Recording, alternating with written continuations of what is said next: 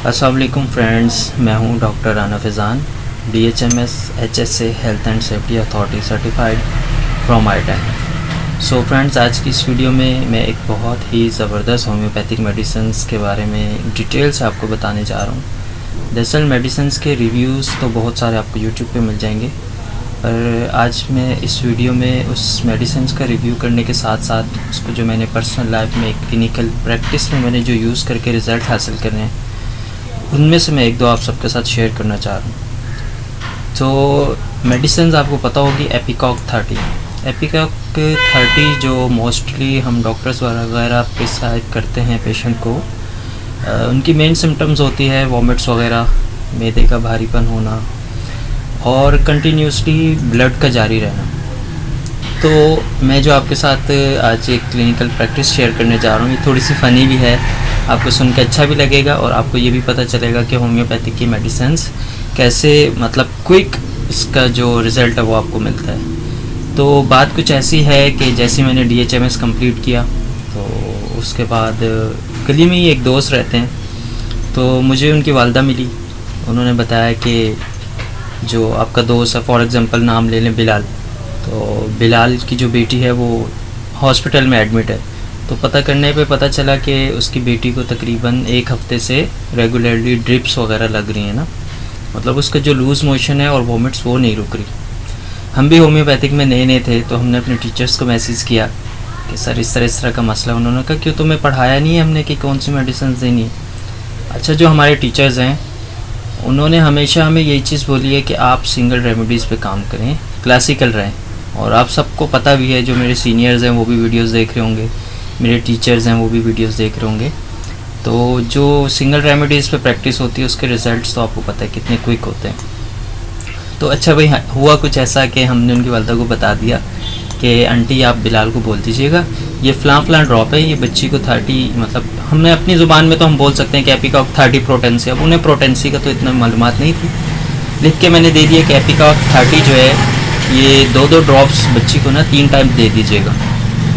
تو تقریباً 1 سے 2 دن بعد مجھے وہ میرا دوست جو ہے نا وہ گلی میں بیٹھا ہوا ملا۔ اچھا، مجھے دور سے اس نے آوازیں دی نا، فیضان۔ اب میں تھوڑا سا ڈروں بھی کہ یار اللہ خیر کرے، میں نے میڈیسن ریکمنڈ کی تو تھی، اب پتہ نہیں کیا ہوا۔ دراصل اتنی جلدی ٹرسٹ بھی نہیں ہوتا نا اپنے آپ پہ۔ تو خیر میں اس کے پاس گیا تو وہ گلے ملا، اور آپ یقین مانیں یا نہ مانیں وہ اتنا خوش ہوا، میں خود پریشان ہو گیا۔ میں نے کہا یار ہوا کیا، بچی کی طبیعت کیسی ہے؟ تو بقول اس نے جب بتانا شروع کیا تو آپ یقین مانیں میں نے اس کی بچی دیکھی جو تھڑے پہ ہی اس کے ساتھ بیٹھی ہوئی تھی، تقریباً میرے خیال میں کوئی 3 سے 4 سال کی چھوٹی سی بچی ہوگی۔ اس کے ہاتھ پاؤں نیلے ہوئے تھے، مطلب ڈاکٹرز نے ڈرپس وغیرہ لگانے کے لیے کوئی جگہ نہیں چھوڑی تھی جو پنچر ہوئی رہ گئی، وہ ہاتھ پہ نیل پڑے ہوئے تھے اور پاؤں پہ نیل پڑے ہوئے تھے۔ تو اس نے مجھے بتایا کہ یار تقریباً 1 ہفتہ ہو گیا اس کو ڈیلی کی ہم جو ہے نا ڈرپیں لگوا رہے ہیں، اور مطلب اس کو دوسری طاقت کی ڈرپیں لگ رہی ہیں، الٹی موشن روکنے کے لیے ڈرپیں لگ رہی ہیں۔ اچھا، بیچ میں آپ سے سوری کرنا چاہوں گا، یہ جو بیک گراؤنڈ میں تھوڑی سی نوائس آ رہی ہے، دراصل یہ روم ایسی جگہ پر ہے کہ باہر نا مین روڈ لگتا ہے، تو اس کے لیے میں آپ سب سے معذرت چاہوں گا۔ انشاءاللہ نیکسٹ ٹائم کوشش کروں گا کہ ویڈیو کسی ایسی جگہ شوٹ کروں جہاں شور نہ ہو۔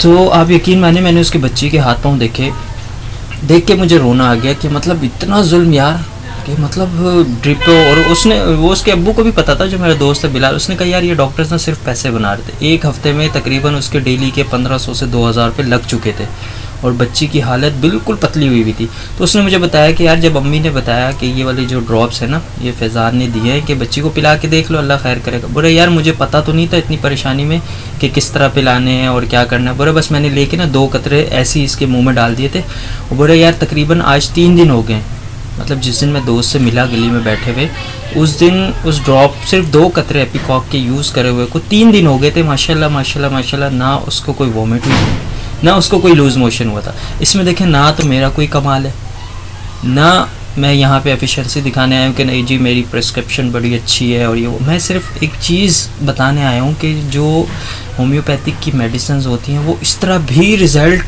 ان کا اتنا بھی افیکٹو رزلٹ ہوتا ہے کہ بالکل کوئک رزلٹ، مطلب 2 قطرے اس نے پلائے اور ماشاءاللہ اس کی بچی جو ہے بالکل صحت یاب۔ دوبارہ 2 ہفتے بعد بھی میں اس سے ملا، اس نے کہا یار وہ ڈراپس کی جو ڈبیاں نا وہ ایسے کی ایسے ہی رکھی ہوئی ہے، اور میں نے اس کو ریکمنڈ کیا تھا کہ یار آپ کوشش کرنا جرمن کی لے لینا، پر آپ یقین مانو اس نے کھلے ڈراپس لیے تھے. اب آپ دیکھ لیں کہاں جرمن کے ایپیکاک اور کہاں آپ کے لوکل مارکیٹ کے کھلے، جس طرح آپ کو فارمیسی والے ڈال کے دے دیتے ہیں 50 روپے 30 روپے 100 روپے، حد ہوئی 200 روپے کے کھلی بڑی بوٹل میں سے ایپیکاک ڈراپ. اس نے کھلا بھی یوز کیا، اس کا بھی اتنا اچھا رزلٹ اس کو بچی کی صورت میں ملا. تو آپ اس بات سے خود اندازہ لگا سکتے ہیں. اس کے تقریباً 2-3 مہینے بعد بھی اس نے مجھے کہا کہ یار وہ ڈراپس جو ہے نا ہم نے گھر میں رکھے ہوئے، مطلب کسی کو بھی ہوتا ہے بچوں میں اس طرح الٹی لوز موشن، تو ہم وہ دے دیتے. پھر میں نے اس کو کہا کہ یار دیکھو اس طرح کچھ بھی نہیں ہوتا، ہو سکتا ہے کسی دوسرے بچے کا کچھ اور مسئلہ ہو، اس کی کیس اسٹڈی کچھ اور ہو. خیر یہ کیس ہو گیا ایک. دوسرا میں آپ کو بتانا چاہوں گا میرے اپنے گھر کا معاملہ ہے. میری والدہ ماشاءاللہ بھی زندہ ہیں، جن کی عمر تقریباً 65+ ہے. تو ظاہر میں آپ سے جھوٹ بھی نہیں بولوں گا والدہ کے معاملے میں. تو اب 65 میں آ کے، اس سے پہلے سے ہی ان کو شوگر کے مسئلے، آئی سائڈ ان کی ویک، اور ایلوپیتھک میڈیسنز بہت زیادہ یوز کرنا. مطلب ظاہر ہے 65 سال کی عمر ہے تو اس میں آپ لگا لیں 65 سال میں کتنی میڈیسنز کھائی ہوگی. تو آخر میں آ کے اب ان کا معدہ اتنا کمزور ہو گیا تھا کہ وہ روٹی کے 2 نوالے کھاتی تھی نا، فوراً ان کو وومٹ ہو جاتی تھی. مطلب ان کا معدہ بہت زیادہ کمزور ہو گیا. یہ تو ایک عام سے بندے کو بھی سمجھ میں آ رہا ہے. اب جب معدہ کمزور ہو گیا تو اب آپ مجھے اپنے حساب سے بتائیں کہ آپ کیا کریں گے. ایلوپیتھک میڈیسنز کھا کھا کے آپ کا اسٹمک اتنا کمزور ہو گیا تو اب آپ اس کو مضبوط کرنے کے لیے اور ایلوپیتھک میڈیسنز کھائیں گے؟ نہیں کھا سکتے نا، کیونکہ وہ بھی نہیں برداشت کر رہا تھا. اب ڈاکٹر اس کے ہاتھ پاؤں پھول گئے کہ یار اب آئیں بائیں شاں یہ وہ نہیں، کمزوری ہے، ان کو جوس پلائیں اور گھر پہ لے جائیں، ان کی کوئی ٹریٹمنٹ یہ نہیں ہے، بس یہ معدہ کمزور ہے، یہ خود ہی سیٹ ہو جائے گا. یہ ان کے ریمارکس تھے ایلوپیتھک ڈاکٹرز کے. مجھے پتہ نہیں تھا اور نہ مجھ سے ڈسکس کیا گیا تھا، تو میں بھی بیچ میں کچھ نہیں بولا. تو دیکھیں ظاہر ہے جب معدہ جس وجہ سے کمزور ہو گیا، آپ اس میں مزید میڈیسنز تو آپ ڈال نہیں سکتے، کھانا بھی نہیں ڈال سکتے. تو پھر میں نے کیا کہا، میں نے امی کو کہا کہ آپ نے سب چیزیں تو ٹرائی کر لی، ہربل بھی ٹرائی کر لی. ہربل کے لیے بھی آپ کا اسٹمک جو ہے مضبوط ہونا چاہیے تبھی، تاکہ وہ دوائی برداشت تو کر سکے. اب سوائے ہومیوپیتھک کے کوئی رستہ ہی نظر نہیں آیا. تو پھر میں نے والدہ کو، میرے پاس یہ پیچھے آپ کو شاید ڈراپس نظر آ رہے ہو، کافی ڈسٹ ہوئی ہے دراصل یہاں کراچی کی ہوا وغیرہ تھوڑی ایسی ہے. تو میں نے والدہ کو ایپیکاک ڈراپ دیے. میں نے کہا آپ یہ نا اللہ کا نام لے کے تھوڑے سے نیم گرم پانی میں 2 قطرے ڈال کے 3 ٹائم پئیں. آپ یقین مانیں ویورز، تقریباً 2 دن میری والدہ نے استعمال کرے اور آج ماشاءاللہ وہ 67 ایئرس کی ہیں. دوبارہ ان کو اسٹمک کی پرابلم نہیں ہوئی.